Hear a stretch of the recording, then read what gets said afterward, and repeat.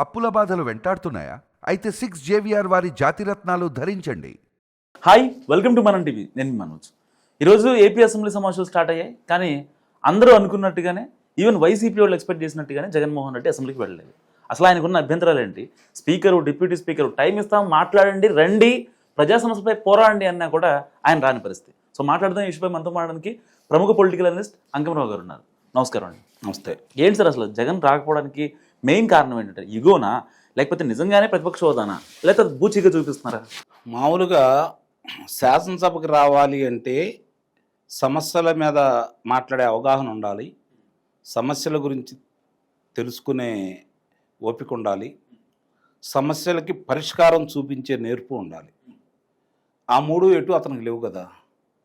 శాసనసభ్యుడు అంటే ఒక నియోజకవర్గంలో 2 లక్షల మంది పైన ఓటర్స్ ఉంటారు. కనీసం 1,00,000 మంది పైన అతనికి ఓట్లు వేస్తేనే గెలుస్తాడు. కనీసం అంటే అవతల 1,50,000 ఓట్లన్నా పడితే 80,000 85,000 ఓట్లు ఇతనికి వస్తేనే కదా గెలిచేది. మరి అంతమంది నువ్వు శాసనసభకి ఎందుకు పంపిస్తారు ఇతన్ని? తన సమస్యలతో పాటు ఓ పార్టీ తరపున నిలబడితే వాళ్ళు ముఖ్యమంత్రి అవుతాడా, ప్రతిపక్ష నేత అవుతాడా అనేది తర్వాత విషయం. ముందుగా శాసనసభ్యుడు తర్వాత గెలిచిన తర్వాతే కదా ఏదైనా. శాసనసభ్యుడిగా వాళ్ళు గెలిపించుకునేది ఎందుకు? తన నియోజకవర్గంలో మా ప్రజల సమస్యల గురించి శాసనసభలో గళవిప్పుతాడని, ప్రజల సమస్యలకు సంబంధించినటువంటి శాసనాలు తయారు చేసేటప్పుడు అతను దాంట్లో పాలు పంచుకొని వీళ్ళ ప్రయోజనాలను దృష్టిలో పెట్టుకొని సరికొత్త శాసనాలని ఏర్పాటు చేసుకునే విధంగా అతను పనిచేస్తాడనే కదా శాసనసభ్యుడిగా పంపించేది. ఈరోజు ఆ విషయాలన్నీ మర్చిపోయి, అంటే ఇవన్నీ నేను చెప్పేది ఏంటంటే ప్రజల కోసం పనిచేసే శాసనసభ్యుల గురించి. ప్రస్తుతానికి ఇతను నిన్నటిదాకా ఏ వంక చెబుతున్నారు? ప్రతిపక్ష నేతగా అతనికి అవకాశం ఇస్తే తప్ప శాసనసభకు రానని అంటున్నాడు. వాళ్ళు ఏమంటున్నారు? నాయనా రా బాబు, నువ్వు వచ్చి నీకు సమయం ఇస్తాము, నువ్వు మాట్లాడు అని అంటున్నారు. అయినా సరే వాళ్ళు సమయం ఇస్తారా లేదా అనే దాన్ని కూడా పక్కన పడేసి, నేను బయట 2 గంటల సేపు మీతో వివరించాను, ప్రెస్ మీట్ పెట్టి మాట్లాడాను, ఇంత సమయం నాకు వాళ్ళు ఇస్తారా అని చెప్పి నేను అడిగితే ఇల్లు ఇచ్చేది.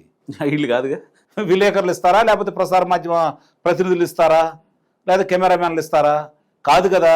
శాసనసభకి వెళ్ళి ఒక సమస్య మీద నువ్వు అడిగితే 11 మంది సమస్యలు అడిగితే వాళ్ళు 11 మంది తరపున నువ్వు మాట్లాడినా కూడా వాళ్ళు అభ్యంతరం పెట్టరు.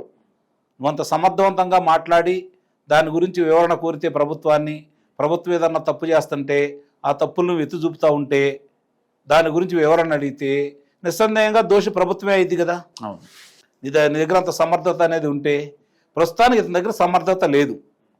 ఏదో ఒక వంక శాసనసభకి ఎందుకు వెళ్ళట్లేదు అంటే 5 సంవత్సరాల్లో ఆ ప్రభుత్వం చేసినటువంటి తప్పులు కావచ్చు, దోపిడీలు కావచ్చు, మామూలుగా ఏదైనా సహజ వనరులు దోచుకునే విషయంలో సహకరించిన అధికారులు, అలాగే ఎవరెవరైతే దాంట్లో పాత్రదారులు సూత్రధారులు ఉన్నారో, అలాగే మద్యం కుంభకోణాలు కావచ్చు, ఇవన్నీ కూడా ఒక్కోటి బయటికి తీసుకొచ్చేసి వాళ్ళు ప్రజల ముందు పెడుతున్నారు. కాబట్టి దాన్ని గురించి అడిగితే సమాధానం చెప్పి వివరణ ఇచ్చేంత శక్తి లేదు, కాబట్టి తప్పించుకునే మార్గాలు లేవు, కాబట్టి ఏదో ఒక వంక కావాలి. కాబట్టి ఈరోజు నాకు ప్రతిపక్ష హోదా ఇస్తేనే వస్తాననే వంకని అతను ఎన్నుకున్నాడని అయితే నేను భావిస్తున్నాను. ఇప్పుడు ఈరోజు సమావేశం కాబోతున్నారు. వాళ్ళ సభ్యులందరూ కలిసి కనీసం 9 మంది దాకా సభకి హాజరు కావాలనే ఆలోచనలో వాళ్ళు ఉన్నారు. 60 రోజులు గనక సభకు రాకపోతే వాళ్ళది డిస్క్వాలిఫై అవుతుంది. అప్పుడు రేపు పొద్దున మళ్ళీ ఇదే సభ్యులు వెళ్ళి మళ్ళీ పోటీకి వెళ్ళారనుకోండి, ఆ నియోజకవర్గ ప్రజలు అడుగుతారు కదా, మీరు ఎందుకు శాసనసభకు వెళ్ళలేదు, మీ సభ్యత్వం ఎందుకు రద్దయింది? మా నాయకుడికి మా వరకే నాయకుడికి చేశారు తప్ప ప్రతిపక్ష నాయకుడిగా ఆయనకు అవకాశం లేదు, అందుకని మేము వెళ్ళలేదు అని అంటారు వీళ్ళు. మరి పొద్దున ఇప్పుడు మేము గెలిపించినా కూడా ప్రతిపక్ష హోదా రాదు కదా, మీకెందుకు గెలిపియాలన్నారు అనుకోండి, ఇక్కడ పరిస్థితి ఏంటి?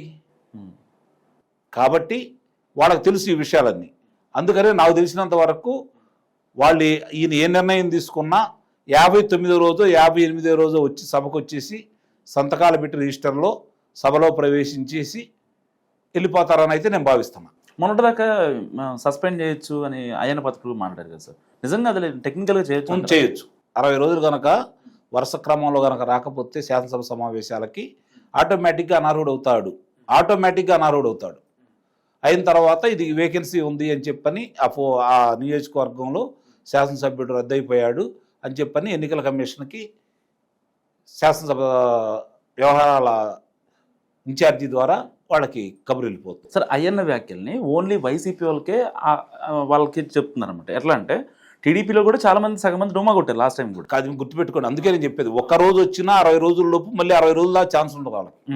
ఈవెన్ ఒకసారి వచ్చిన కాబట్టి ఆ ఒక్కసారి వస్తున్నారు, 2 సార్లు వస్తున్నారో లేకపోతే 15 రోజులు సభ జరుగుతుంది అనుకోండి, ఒకసారో 2 సార్లు వచ్చి వెళ్ళిపోతున్నారు వాళ్ళు. అసలు రాకుండా అయితే లేరు కదా.